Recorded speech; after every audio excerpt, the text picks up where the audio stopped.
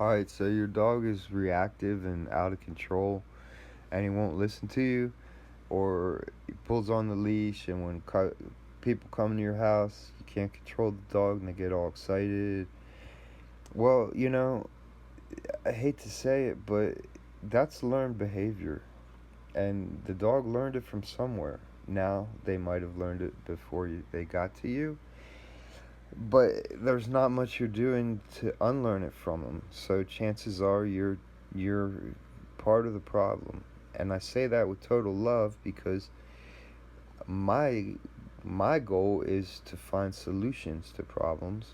And the only way you're ever going to find a solution to a problem is if you know what the problem is and what's the problem's cause. So if we want to run around and act like the problem is 100% on our dog and we're just this innocent victim that had this problem cast upon us that we're helpless to do anything about, well, I'm not the dog trainer that you want to hire. Hire somebody else, and actually don't hire anybody really, because all you'll be doing is flushing your money down the toilet. And then you'll probably want to talk some crap about how the dog trainer didn't help you. Now, I'm not trying to be a jerk by saying this kind of stuff, but after working with so many dogs and so many owners, it would be like disingenuous of me not to make a basic correlation of, hey, look, how come I can help some of these dogs? And how come some dogs, no matter what I do with the dog and how much results I achieve with the dog, they always revert back to their previous behavior? Am I supposed to ignore the fact that that's like a real thing? Because it's not a deficiency on my end. I'll tell you that. I can take any dog and help them. It's simple. Dogs are simple. Some are harder than others, but at the end of the day, they're going to respond, and it's they're willing to move forward. Now the humans, most of the times when you tell a human that they're not doing something proper, they're going to get defensive. It's just a natural reaction, and it's tied into our insecurity.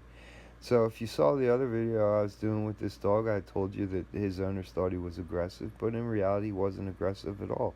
He was demonstrating aggressive behaviors. I mean, he tried to want to bite my face off the first time I went to their house and to work with him. He was being super protective of them, and he was squared off with me with his cackles raised and his gums all showing his teeth and acting like he was the toughest thing since whatever.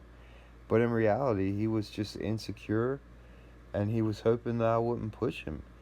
And by push him, I mean not attack him back, but just force him to relate to me in a way that was normal.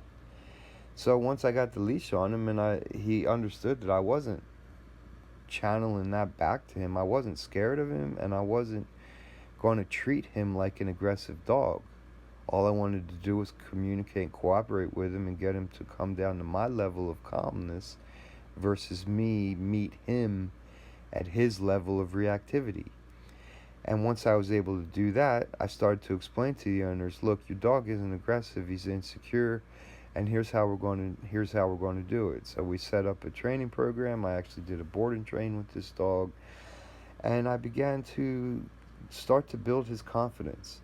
I had to teach him how to walk on a leash with manners so that we could actually gain something from our walks.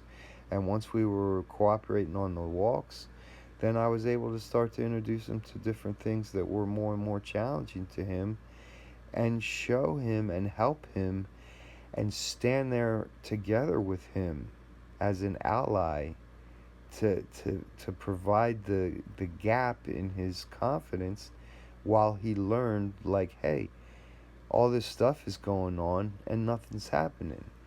And take him to this arcade is the perfect metaphor for how dogs feel around certain types of humans. And, the way we are, man, we're loud, we're reactive, we get emotional. A lot of times we make assumptions and then we react to those assumptions. It's all drama. And it's horrible for the dogs. So when we bring a dog into our house and we just are always popping off this and that and all this sound, and if you got multiple family members and the kid falls down and hurts himself, and now they're screaming, and now the adults all coddle. I mean, that's like that's like an insanity whirlwind to a dog. And unless you have a dog who's already balanced and knows how to read energy more deeply, your dog's going to be a nervous wreck. Simple as that. It's just there's too much going on. There's not enough stability. So when I get a dog like that, I had to show the dog kind of from square one what's appropriate and worthy of their reaction. And usually like 99.5% of stuff that goes on isn't isn't worthy of the dog's reaction. And I need to just show the dog how to be calm and observant while they live with these crazy humans. And hopefully I can teach the humans, hey, look, you guys need to calm it down a notch and be more accountable with your tornado like whirlwinds of emotional expression if you're intending to help an insecure dog not be insecure.